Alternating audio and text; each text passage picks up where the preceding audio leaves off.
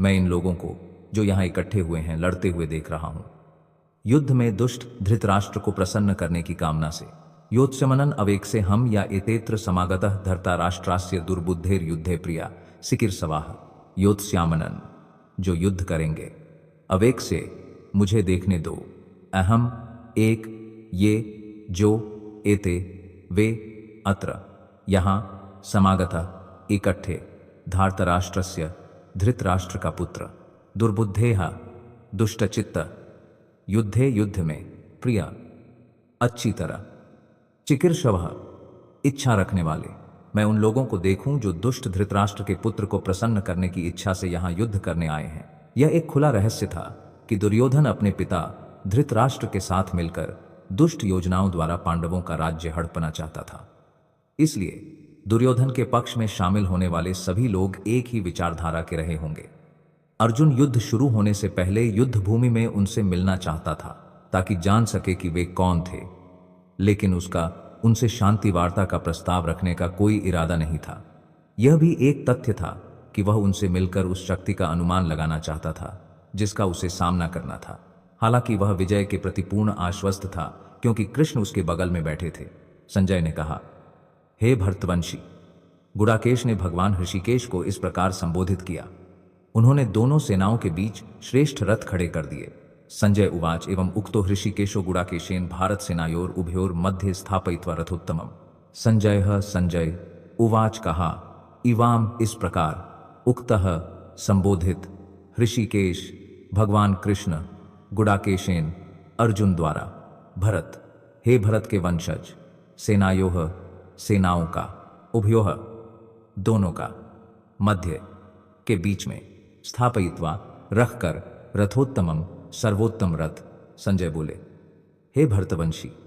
अर्जुन के ऐसा कहने पर भगवान श्री कृष्ण ने दोनों सेनाओं के बीच में उत्तम रथ खड़ा कर दिया। इस श्लोक में अर्जुन को गुडाकेश कहा गया है। गुडाक का अर्थ है निद्रा, और जो निद्रा पर विजय प्राप्त कर लेता है उसे गुडाकेश कहते हैं। निद्रा का अर्थ अज्ञान भी है। अतः कृष्ण के साथ अपनी मित्रता के कारण अर्जुन ने निद्रा और अज्ञान दोनों पर विजय प्राप्त कर ली। कृष्ण के एक महान भक्त के रूप में वह एक क्षण के लिए भी कृष्ण को नहीं भूल सका, क्योंकि भक्त का स्वभाव यही होता है। चाहे जागृत अवस्था में हो या निद्रा में, भगवान का भक्त कृष्ण के चिंतन से कभी मुक्त नहीं हो सकता। नाम, रूप, गुण और लीलाएं, इस प्रकार कृष्ण का भक्त केवल निरंतर कृष्ण का चिंतन करके निद्रा और अज्ञान दोनों पर विजय प्राप्त कर सकता है। इसे कृष्ण भावनामृत या समाधि कहते हैं। ऋषिकेश या प्रत्येक जीव की इंद्रियों और मन के संचालक के रूप में कृष्ण सेनाओं के बीच में रथ रखने के अर्जुन के उद्देश्य को समझ सकते थे। अतः उन्होंने वैसा ही किया और इस प्रकार बोले। भीष्म, द्रोण और पृथ्वी के सभी राजा आगे आगे खड़े हैं। उन्होंने कहा, हे अर्जुन, इन कौरवों को देखो जो इकट्ठे हुए हैं। भीष्मा, द्रोपा, प्रमुखतः सर्वेषां च महीक्षितम्। उवाच पार्थ पश्यतान्, चेतना छोटी है। भीष्म, पितामह भीष्म, द्रोण, गुरु द्रोण, प्रमुखतः, सामने, सर्वेसाम, सब, चब, महीक्षिताम, विश्व के प्रमुख। उवाच, कहा, पार्थ, हे पार्थ पृथापुत्र, पश्य, देखो, एतान, सब, समावेतान, एकत्रित, कुरुन, कुरुवंश के सभी सदस्य, इति, इस प्रकार। भीष्म, द्रोण तथा अन्य समस्त विश्व के प्रमुखों के समक्ष भगवान ऋषिकेश ने कहा, हे पार्थ, यहां एकत्रित हुए समस्त कौरवों को देखो। समस्त जीवों के परमात्मा होने के नाते भगवान कृष्ण अर्जुन के मन में क्या चल रहा था यह समझ सकते थे। इस संदर्भ में ऋषिकेश शब्द का प्रयोग यह दर्शाता है कि वे सब कुछ जानते थे, और पार्थ या कुंती या पृथा का पुत्र शब्द भी अर्जुन के संदर्भ में समान रूप से सार्थक है। एक मित्र के रूप में वे अर्जुन को यह बताना चाहते थे कि चूंकि अर्जुन उनके अपने पिता वसुदेव की बहन पृथा का पुत्र था, इसलिए वे अर्जुन का सारथी बनने के लिए सहमत हुए थे। अब कृष्ण का क्या आशय था जब उन्होंने अर्जुन से कौरवों को देखो कहा? क्या अर्जुन यहीं रुकना और युद्ध न करना चाहता था? कृष्ण ने अपनी बुआ पृथा के पुत्र से ऐसी आशा नहीं की थी। इस प्रकार भगवान ने मित्रतापूर्ण विनोद में अर्जुन के मन की बात कही। वहां अर्जुन ने अपने पिता और दादा को खड़े देखा। उन्होंने भी अपने गुरुजनों, मामाओं, भाइयों, पुत्रों, पौत्रों और मित्रों का पूजन किया। दोनों सेनाओं के ससुर और मित्र भी वहां उपस्थित थे। तत्र पश्यत स्थिति पार्थः पितिं अथ पितामह आचार्य माता भरत पौत्र सखिम तथा स्वशुरम सुहृदश्चैव वरिष्ठ उभयोर एपि तत्र वह अपश्यत, वह देख सकता था, स्थितान खड़े हुए, पार्थ अर्जुन, पितान पिता, अथ भी पितामहन दादा, आचार्यान गुरुजन, मातुलां मामा, भर्तीन भाई, पुत्रान पुत्र, पौत्रान पौत्र, सखिन मित्र, तथा भी श्वाशुरान ससुर, सुहृद शुभचिंतक, च भी एव निश्चय ही, सेनायोः सेनाओं के, उभयोः दोनों दलों के, अपि सहित। वहां अर्जुन ने दोनों सेनाओं के मध्य अपने पिता, पितामह, गुरुजन, मामा, भाई, पुत्र, पौत्र, मित्र, ससुर तथा शुभचिंतकों को देखा। युद्ध भूमि में अर्जुन सभी प्रकार के सगे संबंधियों को देख सकता था। वह भूरिश्रवा जैसे लोगों को देख सकता था जो उसके पिता के समकालीन थे, भीष्म और सोमदत्त जैसे पितामह, द्रोणाचार्य और कृपाचार्य जैसे गुरु, शल्य और शकुनी जैसे मामा, दुर्योधन जैसे भाई, लक्ष्मण जैसे पुत्र, अश्वत्थामा जैसे मित्र, कृतवर्मा जैसे शुभचिंतक इत्यादि। वह सेनाओं को भी देख सकता था जिनमें उसके अनेक मित्र थे। कौन्तेय ने वहां खड़े हुए अपने सभी संबंधियों को देखा और बड़ी करुणा से भरकर निराशा में दभित से बोले, तन समिक्यसा कौन्टियाः सर्वन बांधूं अवस्थितन कृपया पर्याविस्तो विसीदन्न इदम अब्रवीत। तन सबको, समीक्ष्य देखकर, सह वह, कौन्तेय कुंती पुत्र, सर्वान सब प्रकार के, बंधुन संबंधी, अवस्थितन स्थित, कृपा करुणा से, पर्या उच्च कोटि का, अविष्टः अभिभूत, विशेषण विलाप करते हुए, इदम इस प्रकार, अब्रुवीत बोला। जब कुंती पुत्र अर्जुन ने इन सभी भिन्न भिन्न प्रकार के मित्रों और संबंधियों को देखा तो वे करुणा से अभिभूत हो गए और इस प्रकार बोले। अर्जुन ने कहा, हे कृष्ण, मैंने अपने इस संबंधी को युद्ध के लिए तैयार देखा। मेरे अंग दुख रहे हैं और मुंह सूख रहा है। अर्जुन उवाच दृष्ट्वेमं स्वजनम कृष्ण युयुत्सुम समुपस्थितम सिदन्ति मम गत्राणि मुखम च परिशुष्यति। अर्जुन छत्र ने कहा, देखकर इमाम ये सब स्वज नम सगे संबंधी, कृष्ण हे मुखिया, युयुत्सुम सभी युद्ध की भावना में, समुपस्थितम सभी उपस्थित, सिदंती कांपते हुए, मेरी माता बिल्ली के अंग, शरीर मुखम मोह च भी परिशुष्यति सूख जाना। अर्जुन ने कहा, हे कृष्ण, अपने मित्रों तथा संबंधियों को इस प्रकार युद्ध की भावना से मेरे समक्ष उपस्थित देखकर मैं अपने शरीर के अंगों में कंपन तथा अपने मुख में सूखापन अनुभव कर रहा हूं। जो भी व्यक्ति भगवान के प्रति सच्ची भक्ति रखता है उसमें वे सभी अच्छे गुण विद्यमान होते हैं जो देवताओं या देवताओं में पाए जाते हैं, जबकि अभक्त, चाहे वह शिक्षा और संस्कृति द्वारा भौतिक योग्यताओं में कितना ही उन्नत क्यों न हो, ईश्वरीय गुणों से रहित होता है। अतः युद्ध भूमि में अपने बंधुओं, मित्रों और रिश्तेदारों को देखते ही अर्जुन उन पर दया से भर गया जिन्होंने आपस में लड़ने का निश्चय कर लिया था। जहां तक अपने सैनिकों का प्रश्न है, वह शुरू से ही सहानुभूतिपूर्ण था, लेकिन उसे विपरीत दिशा के सैनिकों के लिए भी दया आती थी। अपनी आसन्न मृत्यु का पूर्वाभास पाकर अर्जुन ने अपने दल के अंगों में कंपन महसूस किया और उसका मुख सूख गया। ऐसा सोचते ही उसके शरीर के अंग कांपने लगे और उसका मुख सूख गया। उनकी युद्ध भावना देखकर वह कमोबेश आश्चर्यचकित था। लगभग पूरा समुदाय, अर्जुन के सभी रक्त संबंधी उससे युद्ध करने आए थे। इसने अर्जुन जैसे दयालु भक्त को अभिभूत कर दिया। यद्यपि यहाँ इसका उल्लेख नहीं है, फिर भी कोई भी आसानी से कल्पना कर सकता है कि अर्जुन के न केवल अंग कांप रहे थे और मुख सूख रहा था, बल्कि वह करुणा से रुदन भी कर रहा था। अर्जुन में ऐसे लक्षण दुर्बलता के कारण नहीं, बल्कि उसकी कोमलता के कारण थे, जो भगवान के एक शुद्ध भक्त का लक्षण है। इसलिए कहा गया है, यास्यस्ति भक्तिर्भगवत्या किंकिना सर्वैर गुणैस् टाटा समस्ते सूरा हराव अभक्तस्य कुतो महाद गुना मनो राठेनस्ति धावतो बह। जो भगवान के प्रति अनन्य भक्ति रखता है उसमें देवताओं के सभी सद्गुण विद्यमान होते हैं, किंतु जो भगवान का भक्त नहीं है उसके पास केवल भौतिक योग्यताएं होती हैं जिनका कोई मूल्य नहीं होता।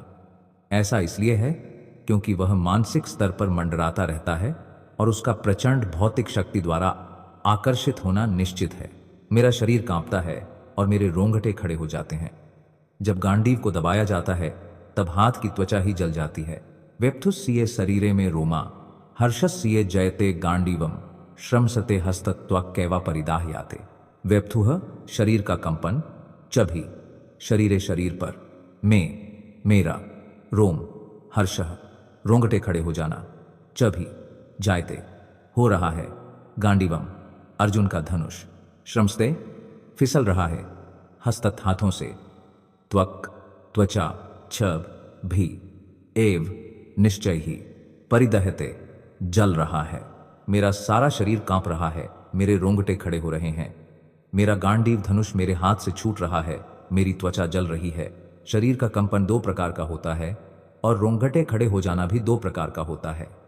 ऐसी घटनाएं या तो महान आध्यात्मिक आनंद में होती हैं या भौतिक परिस्थितियों में अत्यधिक भय के कारण।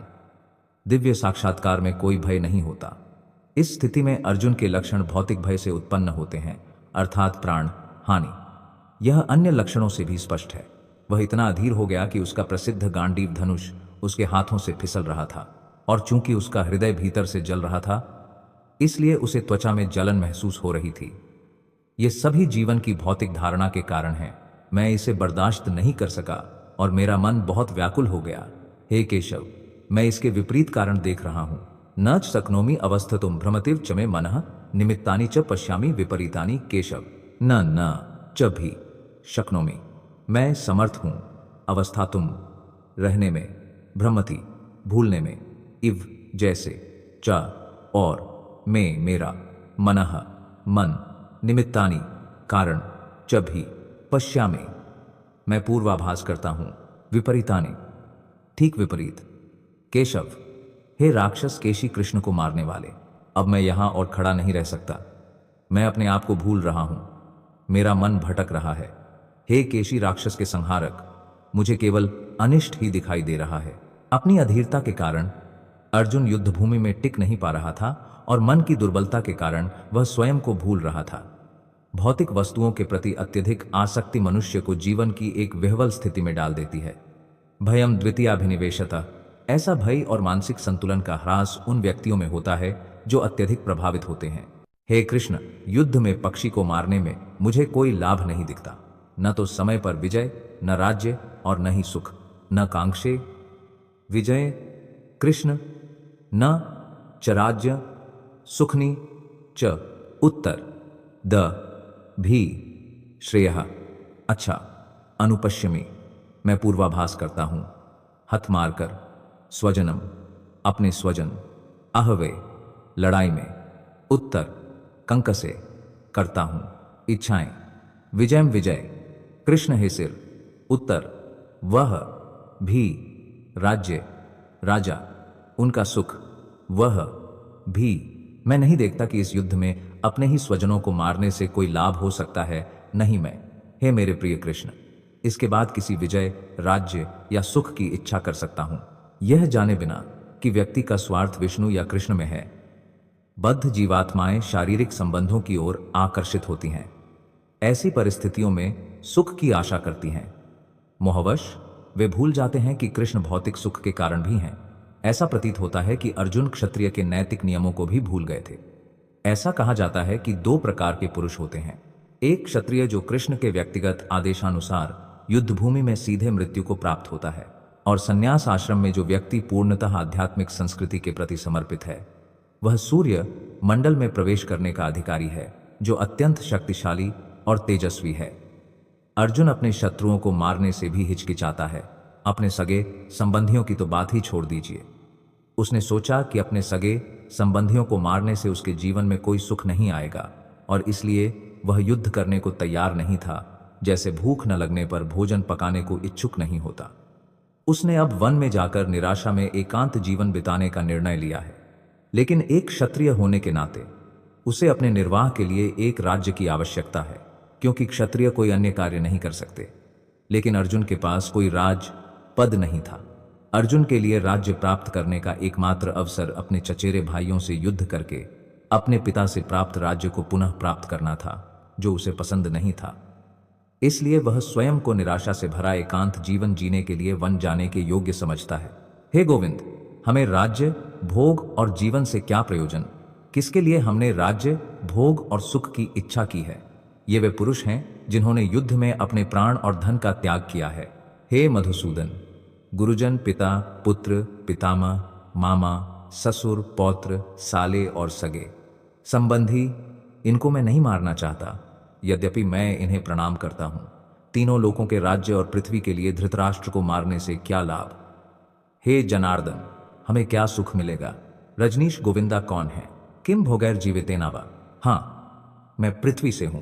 राज्यम भोगा सुखानि सीये ता इम वस्थिता युद्धे तथैव च पितामह सास सास सास स्यालह संबंधिनास तथा ऐथन और भूत इच्छामि घ्नतोपि मधुसूदन एपीआई त्रैलोक्य राज्यस्य शब्द का क्या अर्थ है? जनार्दन कैसा है? किम क्या उपयोग? न हमें राज्यन राज्य है।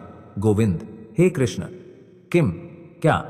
भोगाय भोग, जीवितेन जीवित होकर, वा या तो ये शाम जिसके लिए अर्थे जिस विषय में, कांक्षितम इच्छित न हमारा, राज्यम राज्य, भोग भौतिक भोग, सुखनी सारे सुख, च भी ते वे सभी, इमे ये, अवस्थितः स्थित, युद्धे इस युद्ध भूमि में, प्राणान रहते हैं, त्यक्त्वा त्याग कर, धनानि धन, च भी, आचार्य शिक्षक, पितरः पिता, पुत्र पुत्र तथा साथ ही, एव निश्चय ही, च भी, पितामह दादा, मातुलः मामा, श्वासुरः सुर, पौत्र पौत्र, श्यालाः साले, संबंधिनः संबंधी तथा साथ ही, एतान ये सब न कभी नहीं,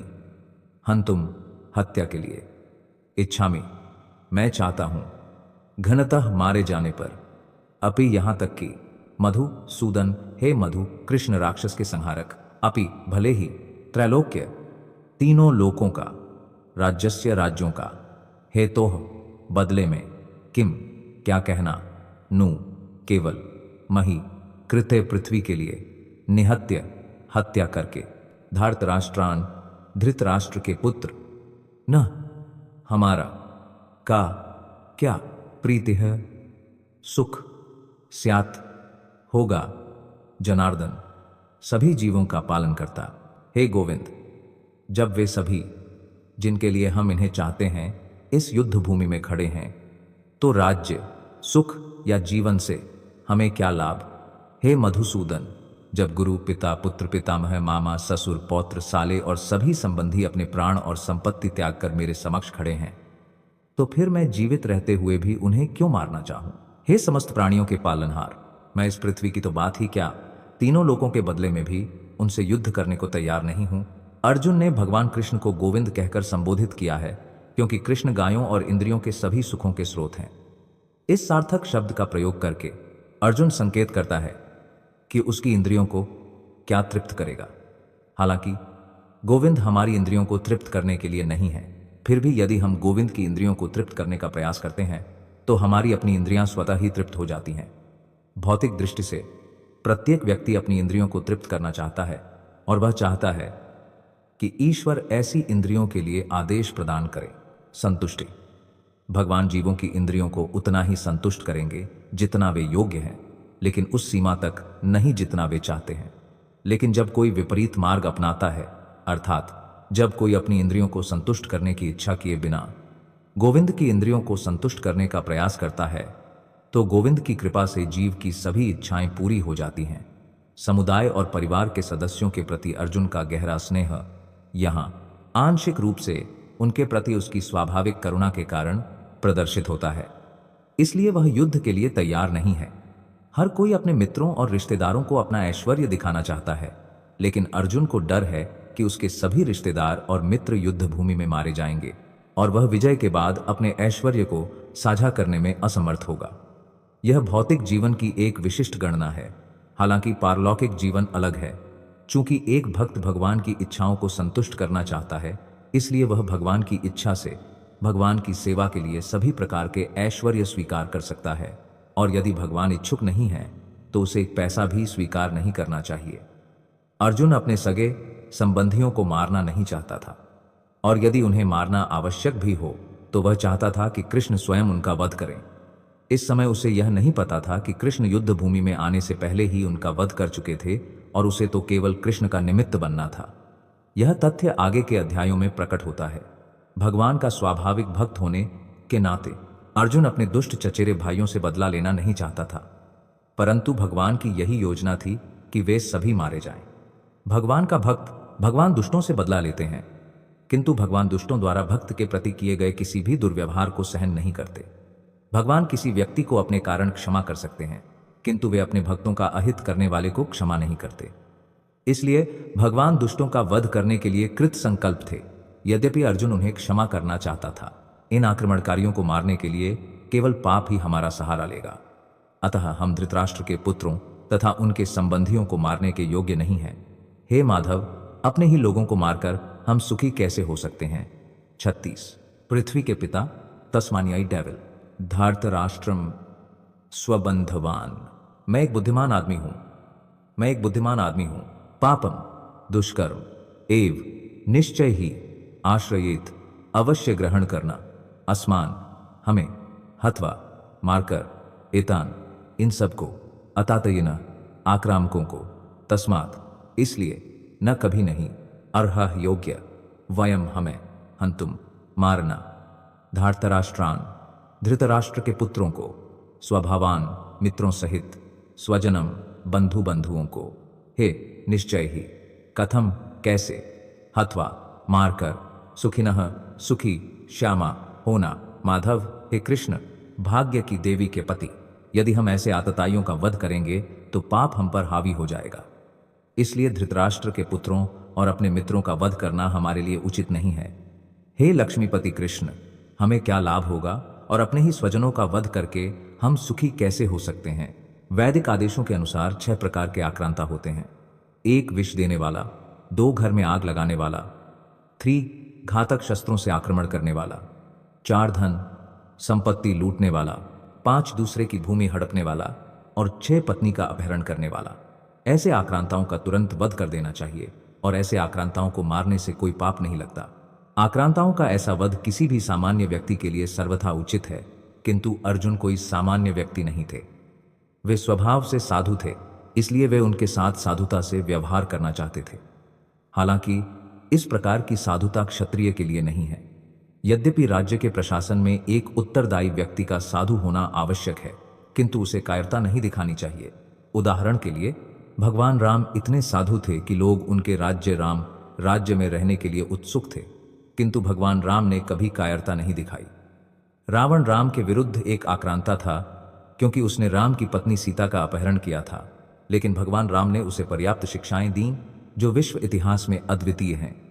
हालांकि अर्जुन के मामले में विशेष प्रकार के आक्रांताओं अर्थात उसके अपने दादा, अपने गुरु, मित्रों, पुत्रों, पौत्रों आदि पर विचार करना चाहिए। इनके कारण अर्जुन ने सोचा कि उसे सामान्य आक्रांताओं के विरुद्ध आवश्यक कठोर कदम नहीं उठाने चाहिए। इसके अतिरिक्त साधु पुरुषों को क्षमा करने की सलाह दी जाती है। साधु पुरुषों के लिए ऐसे आदेश किसी भी राजनीतिक आपातकाल से अधिक महत्वपूर्ण हैं। अर्जुन ने विचार किया कि राजनीतिक कारणों से अपने ही स्वजनों की हत्या करने के बजाय धर्म और साधु आचरण के आधार पर उन्हें क्षमा करना बेहतर होगा। इसलिए उसने केवल क्षणिक शारीरिक सुख के लिए ऐसी हत्या को लाभदायक नहीं माना। आखिरकार राज्य और उससे प्राप्त सुख स्थायी नहीं है, तो फिर क्या उसे अपने ही सगे संबंधियों की हत्या करके अपने जीवन और अनंत मोक्ष को खतरे में डालना चाहिए। इस संदर्भ में अर्जुन द्वारा कृष्ण को माधव या लक्ष्मीपति कहकर संबोधित करना भी महत्वपूर्ण है।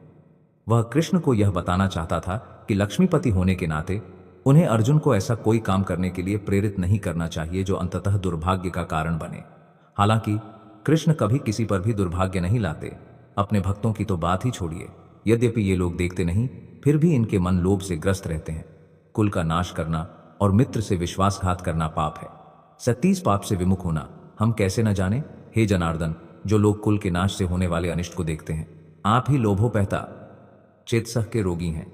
कथम ना जनयम असंभव प्रपश्यदभीर जनार्दना यदि अपि निश्चय ही एते वे नन नहीं करते, पश्यन्ति देखते हैं, लोभ उपहत, दबाए हुए, चेतसः, हृदय, कुल, क्षय, कुल का वध करने में, कृतम, किया गया, दोषम, दोष, मित्र, द्रोहे, मित्रों से झगड़ा, चभी, पातकम, पाप कर्म, कथम, क्यों, न, नहीं करेंगे, ज्ञेयम, यह जानते हैं, अस्माभिः, हमारे द्वारा, पापात, पापों से, अस्मात् स्वयं, निवर्तितुम, समाप्त करना, कुल, क्षय, वंश का नाश, कृतम, ऐसा करने से, दोषम, अपराध, प्रपश्यद्भिः, देखने वालों के द्वारा, जनार्दन, हे कृष्ण, हे जनार्दन।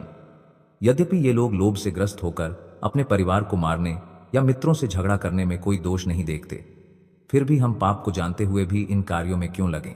किसी क्षत्रिय को किसी विरोधी पक्ष द्वारा आमंत्रित किए जाने पर युद्ध या जुआ खेलने से इनकार नहीं करना चाहिए। ऐसी बाध्यता के अधीन दुर्योधन के पक्ष द्वारा चुनौती दिए जाने के कारण अर्जुन युद्ध से इनकार नहीं कर सकता था। इस संबंध में अर्जुन ने सोचा कि दूसरा पक्ष ऐसी चुनौती के प्रभावों के प्रति अंधा हो सकता है। हालांकि अर्जुन इसके दुष्परिणाम देख सकता था और चुनौती स्वीकार नहीं कर सकता था। जब परिणाम अच्छा हो तो बाध्यता वास्तव में बाध्यकारी होती है, लेकिन जब परिणाम विपरीत हो तो कोई भी बाध्य नहीं हो सकता। इन सभी पक्ष विपक्षों को ध्यान में रखते हुए अर्जुन ने युद्ध न करने का निर्णय लिया। जब एक परिवार नष्ट हो जाता है तो उसके सनातन रीति रिवाज नष्ट हो जाते हैं। धर्म में नष्ट हुआ पूरा परिवार वास्तव में अधर्म द्वारा आक्रांत होता है। कुला कसाय प्रपश्यन्ति कुला धर्मा सनातना धर्मे नास्ते कुलम, कट्सनाम अधर्मो विभावते उटा। कुल क्षय परिवार को नष्ट करने में, प्रपश्यन्ति पराजित हो जाता है, कुल धर्म पारिवारिक परंपराएं, सनातन शाश्वत, धर्मे धर्म में, नष्टे नष्ट हो रहा है, कुलम परिवार, कृत्स्नम थोक, अधर्म अधार्मिक, अभिभावती परिवर्तन, यूटा ऐसा कहा जाता है। वंश के नाश के साथ ही सनातन पारिवारिक परंपरा नष्ट हो जाती है और इस प्रकार परिवार के बाकी सदस्य अधार्मिक आचरण में लिप्त हो जाते हैं। वर्णाश्रम संस्था की व्यवस्था में परिवार के सदस्यों के समुचित विकास और आध्यात्मिक मूल्यों की प्राप्ति में सहायता के लिए धार्मिक परंपराओं के अनेक सिद्धांत हैं।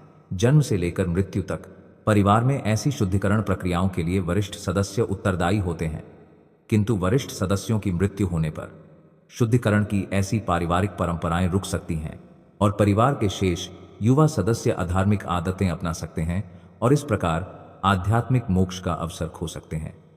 इसलिए परिवार के वरिष्ठ सदस्यों की किसी भी उद्देश्य से हत्या नहीं की जानी चाहिए। हे कृष्ण, अधर्म के आक्रमण से कुल की स्त्रियां दूषित हो जाती हैं। दुष्ट स्त्रियों में वर्षा तु में वर्ण संकर उत्पन्न हो जाता है। अधर्म विभावत कृष्णा प्रदुष्यंती कुला स्त्रिया तूफानी आकाश जयते वर्ण संकरा। अधर्मा इरिलीजन अभिभावत having been predominant, kasna o kasna pradushyanti become polluted, kula striyaha family ladies, strisu of the womanhood, dustasu being so polluted. Verse ne, O descendant of VRSNI, jayate it so becomes वर्ण संक्राह unwanted progeny। हे कृष्ण, जब कुल में अधर्म का बोलबाला होता है तो कुल की स्त्रियां भ्रष्ट हो जाती हैं और हे वृष्णिवंशी, नारीत्व के पतन से अवांछित संतान उत्पन्न होती है। मानव समाज में सुजनता ही जीवन में शांति, समृद्धि और आध्यात्मिक प्रगति का मूल सिद्धांत है। वर्णाश्रम धर्म के सिद्धांत इस प्रकार बनाए गए थे कि समाज में सुजनता राज्य और समुदाय की सामान्य आध्यात्मिक प्रगति के लिए प्रबल हो। ऐसी जनसंख्या नारीत्व की पवित्रता और निष्ठा पर निर्भर करती है। जिस प्रकार बच्चे बहकावे में आने के लिए बहुत प्रवृत्त होते हैं, उसी प्रकार स्त्रियां भी पतन की ओर प्रवृत्त होती हैं। इसलिए बच्चों और स्त्रियों दोनों को परिवार के वरिष्ठ सदस्यों के संरक्षण की आवश्यकता होती है। विभिन्न धार्मिक अनुष्ठानों में संलग्न रहने से स्त्रियां व्यभिचार में नहीं फांसती। चाणक्य पंडित के अनुसार स्त्रियां सामान्यतः बहुत बुद्धिमान नहीं होती और इसलिए विश्वसनीय नहीं होती। इसलिए उन्हें धार्मिक गतिविधियों की विभिन्न पारिवारिक परंपराओं में सदैव संलग्न रहना चाहिए और इस प्रकार उनकी पवित्रता और भक्ति वर्णाश्रम व्यवस्था में भाग लेने के योग्य एक सुजनता को जन्म देगी। ऐसे वर्णाश्रम धर्म के विफल होने पर स्वाभाविक रूप से स्त्रियां पुरुषों के साथ व्यवहार करने और घुलने मिलने के लिए स्वतंत्र हो जाती हैं, और इस प्रकार अवांछित जनसंख्या के जोखिम में व्यभिचार किया जाता है। गैर जिम्मेदार पुरुष समाज में व्यभिचार को भी बढ़ावा देते हैं और इस प्रकार अवांछित बच्चे युद्ध और महामारी के खतरे के कारण मानव जाति में बाढ़ की तरह फैल जाते हैं। कुल का मेल ही नरक की ओर ले जाता है। उनके पूर्वज पतित हो जाते हैं और उनके तर्पण जलदान के कर्म नष्ट हो जाते हैं। संकारो नरकयैव कुलाग्नानाम खोज्जा पठन्ति पितरों ही ईसाम युद्ध पिंडोदक क्रिया शंकर ऐसी अवांछित संतानें नरकाय नारकीय जीवन के लिए एव निश्चय ही कुल घृणाम कुल के हत्यारों का कुलस्य कुल का चभी पतंति गिरना पितरः पूर्वज ही निश्चय ही एशाम उनका लुप्त रोका हुआ पिंड तर्पण उदक जल क्रिया प्रदर्शन। जब अवांछित जनसंख्या बढ़ जाती है तो कुल और कुल परंपरा को नष्ट करने वालों दोनों के लिए नारकीय स्थिति उत्पन्न हो जाती है। ऐसे भ्रष्ट परिवारों में पितरों को अन्न जल का तर्पण नहीं किया जाता। सकाम कर्मों के नियमों के अनुसार कुल के पितरों को समय समय पर भोजन और जल अर्पित करना आवश्यक है। यह अर्पण विष्णु की पूजा द्वारा किया जाता है, क्योंकि विष्णु को अर्पित किए गए भोजन के अवशेष को खाने से सभी प्रकार के पाप कर्मों से मुक्ति मिलती है। कभी कभी पूर्वज विभिन्न प्रकार के पाप कर्मों से ग्रस्त हो सकते हैं और कभी कभी उनमें से कुछ स्थूल शरीर भी प्राप्त नहीं कर पाते और सूक्ष्म शरीरों में प्रेत योनि में रहने को विवश होते हैं। इस प्रकार जब वंशजों द्वारा पितरों को प्रसादम भोजन का अवशेष अर्पित किया जाता है तो पूर्वज प्रेत योनि या अन्य प्रकार के कष्टमय जीवन से मुक्त हो जाते हैं। पितरों को दी जाने वाली ऐसी सहायता एक पारिवारिक परंपरा है और जो लोग भक्तिमय जीवन में नहीं हैं उन्हें ऐसे अनुष्ठान करने आवश्यक हैं। जो व्यक्ति भक्तिमय जीवन में लीन है उसे ऐसे कर्म करने की आवश्यकता नहीं है। केवल भक्तिमय सेवा करने से व्यक्ति सैकड़ों पितरों का उद्धार कर सकता है और हजारों पूर्वजों को सभी प्रकार के दुखों से मुक्ति दिलाते हैं। भागवत में कहा गया है, देवर्षि भूतप्त नृणम पितम न किंकरो नायम ऋणी चराजन सर्वात्मन यह शरण्य शरणं गतो मुकुंदम परिहृत्य करताम। जिसने मोक्षदाता मुकुंद के चरण कमलों की शरण ली है, सभी प्रकार के दायित्वों का परित्याग कर दिया है और पूरी गंभीरता से मार्ग पर चल पड़ा है, उसे देवताओं, ऋषियों, सामान्य जीवों, परिवार के सदस्यों, मनुष्यों या पूर्वजों के प्रति न तो कोई कर्तव्य है और न ही कोई दायित्व। भाग 1 यार्ड 141। ऐसे दायित्व भगवान की भक्ति करने से स्वतः ही पूरे हो जाते हैं। इन दोषों के कारण परिवार के स्वप्नों में जातियों का मिश्रण हो जाता है। जाति और परिवार की सनातन रीतियां नष्ट हो जाती हैं। दोसैर एतः कुल घ्नानाम वर्ण संकर करकैः उत्साद्यन्ते जाति धर्मः कुल धर्मश्च च शाश्वत दोषैः। ऐसे दोषों से एतः ये सब कुल घन्ना नाम कुल का नाश करने वाले का वर्ण संकर अवांछित संतान कारणैः कर्ता द्वारा उत्साद्यन्ते विनाश का कारण बनता है। जाति धर्मः सामुदायिक परियोजना कुल धर्मः कुल परंपरा च भी शाश्वतः शाश्वत। पारिवारिक परंपरा को नष्ट करने वालों के कुकृत्यों के कारण सभी प्रकार की सामुदायिक परियोजनाएं और परिवार कल्याण गतिविधियां तबाह हो जाती हैं। मानव समाज के 4 क्रम सनातन धर्म या वर्णाश्रम धर्म की संस्था द्वारा निर्धारित परिवार कल्याण गतिविधियों के साथ मिलकर मनुष्य को उसकी परम मुक्ति प्राप्त करने में सक्षम बनाने के लिए बनाए गए हैं। इसलिए सनातन धर्म परंपरा का उल्लंघन, समाज के गैर जिम्मेदार नेताओं द्वारा की गई गलत नीतियों से समाज में अराजकता फैलती है और परिणाम स्वरूप लोग जीवन के उद्देश्य विष्णु को भूल जाते हैं। ऐसे नेताओं को अंधा कहा जाता है और जो लोग ऐसे नेताओं का अनुसरण करते हैं वे निश्चित रूप से अराजकता में फंस जाते हैं। हे जनार्दन, मनुष्यों का कुल धर्म नष्ट हो गया है। हमने सुना है कि वह नरक में स्थायी निवास कर रहा है। उत्सन्ना कुल धर्माणाम मनुष्याणाम जनार्दन नरके नियतम वसो। उत्सन्न विकृत कुल धर्माणाम जिनके कुल परंपराएं हैं, मनुष्याणाम ऐसे पुरुषों का, जनार्दन हे कृष्ण, नरके नरक में, नियतम सदैव, वासः निवास, भवति ऐसा ही होता है। इति इस प्रकार अनुशुश्रुम मैंने गुरु परंपरा से सुना है। हे प्रजापालक कृष्ण, मैंने परंपरा से सुना है कि जो लोग कुल परंपराओं का नाश करते हैं वे सदैव नरक में निवास करते हैं। अर्जुन अपने तर्क को अपने निजी अनुभव पर नहीं बल्कि विद्वानों से सुनी बातों पर आधारित करता है। यही वास्तविक ज्ञान प्राप्त करने का मार्ग है। उस ज्ञान में पहले से ही निपुण व्यक्ति की सहायता के बिना व्यक्ति वास्तविक ज्ञान के वास्तविक बिंदु तक नहीं पहुंच सकता। वर्णाश्रम संस्था में एक निपुण व्यक्ति की सहायता के बिना व्यक्ति वास्तविक ज्ञान के वास्तविक बिंदु तक नहीं पहुंच सकता। व्यवस्था है जिसके अनुसार व्यक्ति को अपने पाप कर्मों के लिए मृत्यु से पहले स्नान करना होता है। जो व्यक्ति सदैव पाप कर्मों में लिप्त रहता है उसे प्रायश्चित्त नामक स्नान अवश्य करना चाहिए। ऐसा न करने पर व्यक्ति निश्चित रूप से पाप कर्मों के परिणाम स्वरूप नारकीय ग्रहों में जाकर दुहकमय जीवन भोगेगा। आहा, तुमने कितना बड़ा पाप करने का निश्चय कर लिया है।